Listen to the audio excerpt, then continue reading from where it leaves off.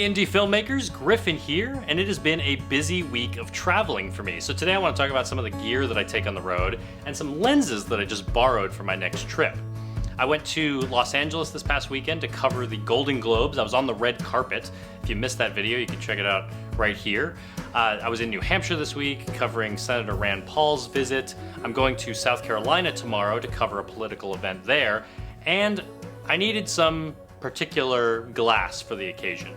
When I was at the Golden Globes, I actually rented a Canon 70 to 200 millimeter lens. It's a giant lens. If you click on the link in the video description, you'll see it, but I bet you already recognize this lens. You see it, photographers all over the place that use Canon glass have it.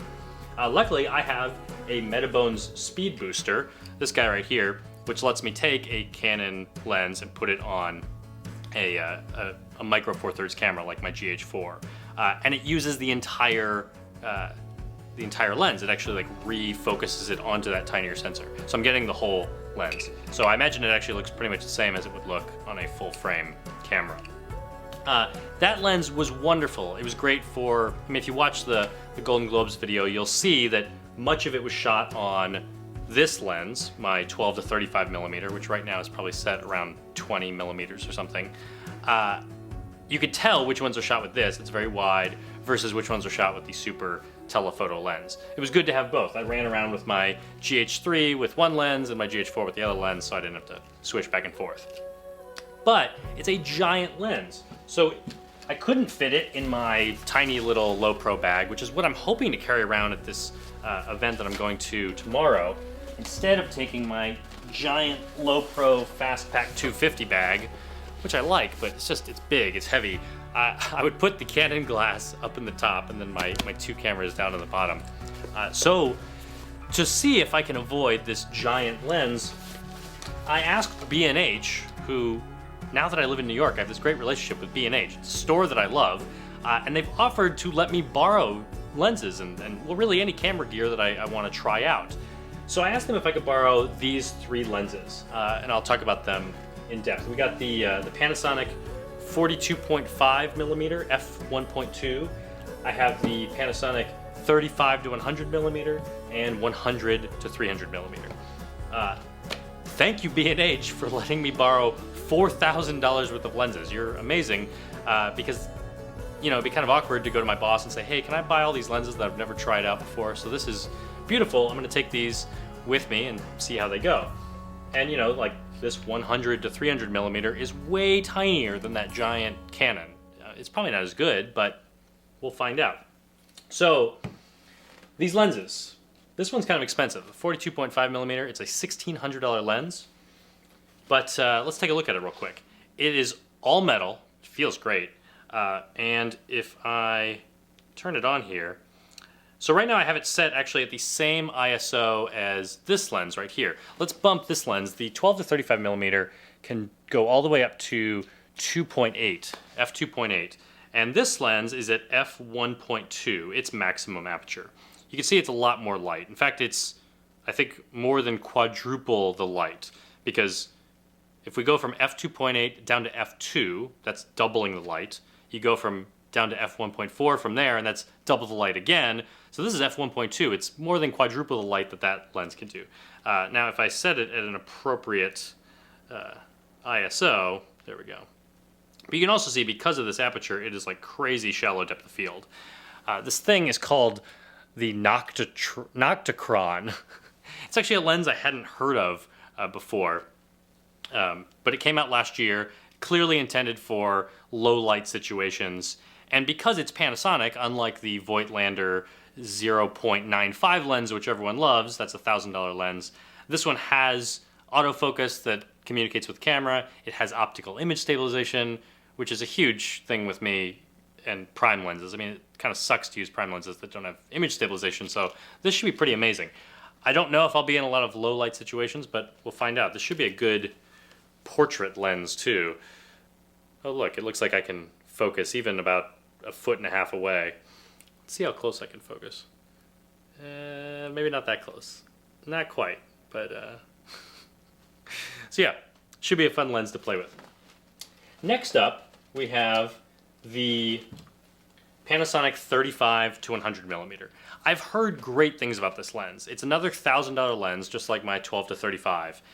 People kind of say like, oh, you need the 12 to 35, you need the 35 to 100. They go together. This one, it looks the same. It's made of metal, kind of this like purpley metal. And it zooms, but it doesn't actually change size. So let's pop this on my GH3 here. See what it looks like.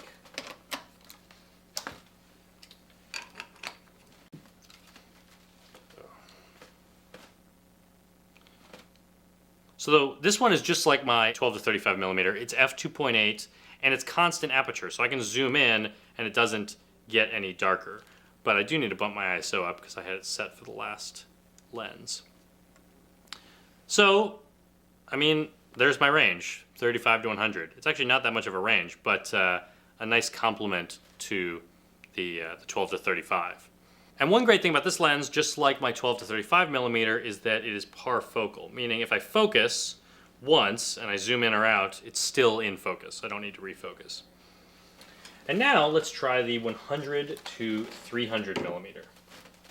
This lens does not have the same build quality as the other two. It is plastic, and it feels a lot like my 14 to 140 lens. This lens is about $600, so is this one. I've had this one forever. This 14 to 140 is great. I kind of love it and hate it. It's great because the zoom range, I mean, 14 millimeters is a perfect wide shot. It's kind of a point of view shot. To 140 millimeters, that's great for covering events. But it's f4 to f5.8. It gets darker as you zoom in. And it's a really dark lens. Now this lens is about the same aperture range. It's 4 to f5.6. So it's equally dark, but at least it gets me twice as much zoom. So I'm getting something out of it. But same price, also has optical image stabilization as all these lenses do. Also lets me focus, which I can do with these. I couldn't do with the Canon because it doesn't really communicate with my Panasonic. And now, let's see. So right now I'm trying to focus on my GH4 and I can't. It looks like, I can't focus 2 feet away. Let me back up a little bit. Gotta go back even farther. This is definitely made for events. Still not quite, almost there. Yeah, there, now I can focus. So I'm about 5 feet away from my camera now, and I can focus. And then I can zoom in. And this is not a parfocal lens. It will change focus as I zoom in. And now I'm at f5.6, the lowest aperture, so let me bump up my ISO here. But there you go, 300 millimeters. Okay, here let me pop the 42.5 millimeter back on, and I'll show you some of the things that I'm bringing with me. So I always travel with my Sony headphones, my MDR V6 headphones. I'll bring those. I'm bringing my Rode NTG2 shotgun microphone. Let's see if it'll let me focus. And that I actually plug right into my camera. Here's a XLR cable running along for a while, and then I have a little an XLR to 1/8 inch adapter going right into my GH4. If it's a really important interview, I will plug it into my Zoom. Which one am I using these days? The Zoom H5, which I really like actually as an upgrade to the H4n. But sometimes I'll just plug it right into the camera and it sounds pretty good. It's great for run and gun sort of interviews. So I'm bringing that audio equipment. I'll bring my GoPro. I'm bringing 2 camera bodies and 5 lenses, it looks like. I'll have my 12 to 35 millimeter, the 3 lenses I just borrowed, and recently I've been traveling a lot with this Tokina 11 to 16 millimeter. It's a Canon lens, but I'm using the Speedbooster on it. Great for really interesting wide angle shots. So that's what's in my bag right now. If you have any questions about why I travel with the kind of stuff I travel with or anything else, let me know in the comments. And if you're interested in any of these lenses, if you want to learn more about them, be sure to click on the B&H links in the video description. Again, thank you so much to B&H for letting me borrow this stuff. I do have to give it back when I'm done, but I suppose if I like any of it, I will add it to my collection. So, thanks for watching. I'll see you soon.